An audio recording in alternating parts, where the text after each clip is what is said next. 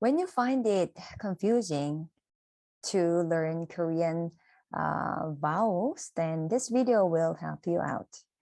In this video, I'd like to talk about the invention of King Se-jong and then place of articulation of those vowels, okay? First, let me talk about Hangul. Hangul was invented by King Se-jong, who lived in the middle of 15th century. And he make it public, the Hangul, in 1443. The purpose of it is to enable commoner to read and write words, because he noticed many people were treated unfairly just because they cannot read and write. So he had, how can I say, feel so sorry about that. And then he decided to have very easy symbols for those commoners. And of course, back then he got huge opposition from the upper class people, because they do not want to share their literacy with those commoners. And then King Se-jong still kept working and working, and then he finally made it, and he published it just 7 years before he died. So he almost, how can I say, devoted his entire life to those inventions. And it's not only for his benefit. Actually, this is entirely for the benefits of the unprivileged people. And when he decided to invent new vowel symbols, he got the idea from the nature. And then he got these three components from the nature. The first one is earth, like this. If you look at the picture here, this is earth. And then man standing on the earth, right, straight up. And then there's a universe or sky.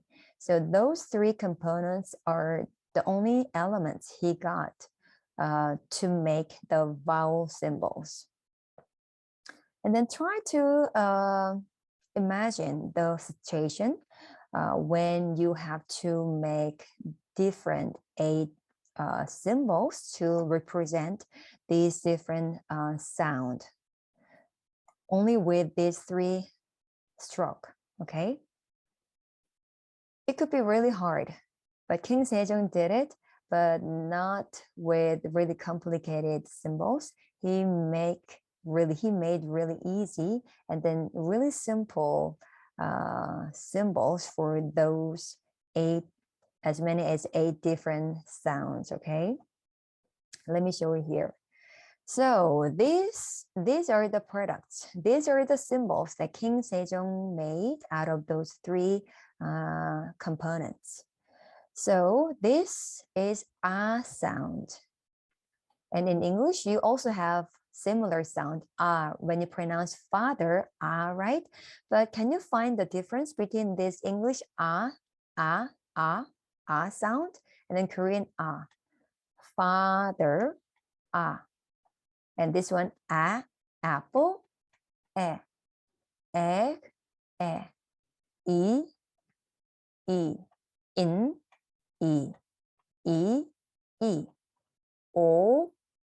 over, noon, and okay? So generally speaking, when you pronounce English word, I think that your mouth quite busier than in Korean. So you have to move your mouth a little bit wider or lower, dropping your jaw lower, okay? But in Korean, we don't. We only have small amount of space in your mouth when you pronounce Korean alphabets. So let me pronounce this word one more time. This is e, i, o, u, e, i, o, u, e. Okay.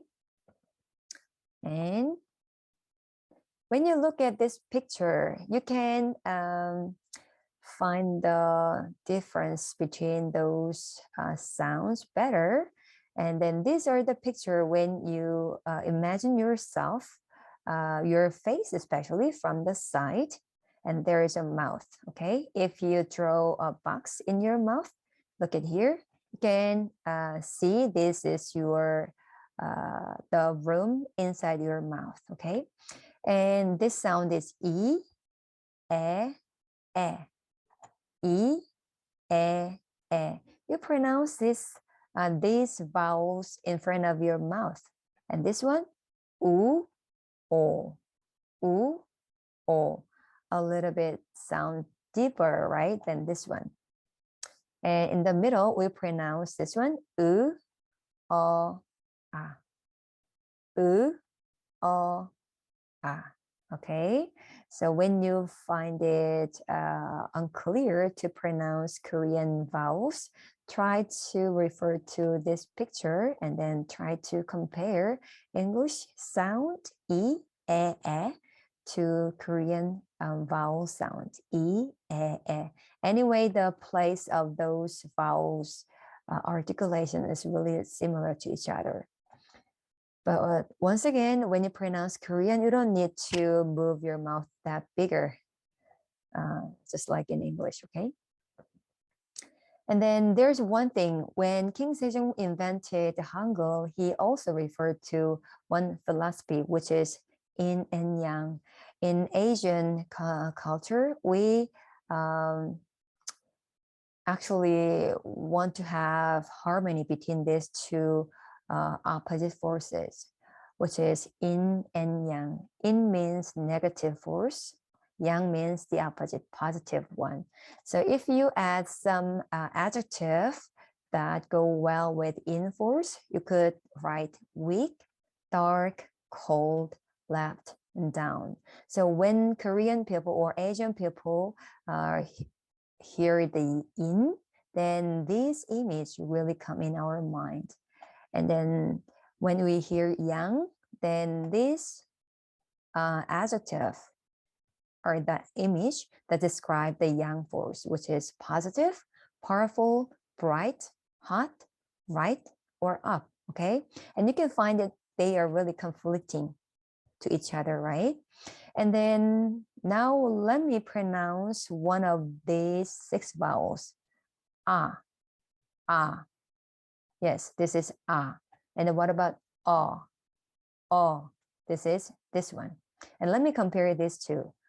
Ah, oh, ah, oh. Which sounds brighter to your ears? Yes, ah sounds brighter to our ears. So King Se-jong also thought like that. So he put one stroke to the right rather than to the left. And then sounds very similar, and then but only difference to our ear is sounds darker or colder like that. So he put one stroke to the left rather than to the right. This is this is and then O and then U, also the same principle was applied. O, U, O, U. Can you feel it? U sounds really dark, right? So he put one stroke downward for U and put one stroke upward for the sound of O. And lastly, this is E, this is E. E, E. Okay, E sounds brighter. That's why he put the stroke to the right and then he put stroke left when he make a symbol for the dark sound E. Okay, and then now let me practice those 8 vowels. Oh, by the way, this U and then E, these two are the neutral sound. They do not belong to neither of the 2 force. Once again, A, and then O, and then E. These 3 are the yang vowels, and the other one, U, E. These three are the in vowels. And this one, U, and then E, they are standing in the middle. They are neutral. So later on, when you learn Korean grammar, the yang vowel and in vowels play a really great role. So try not to be confused by these two differences, okay? So when you still find it challenging to memorize all these very similar symbols, then what about using your arms, okay? So once again, this ah sound to the right. So you can straight out your arm to the right, ah, and then the opposite, oh. And the o, this one is o, this one, u. Once again, this is a, o, u. This one, e, e. And this one, e. And the last one, this one is e. Okay, so sounds very silly or looks really, how can I say, childlike. But when you're learning new language, whatever method will work, okay? So try to practice the basic vowels using your arms, okay? Good luck. Then see you next time. 안녕히 계세요.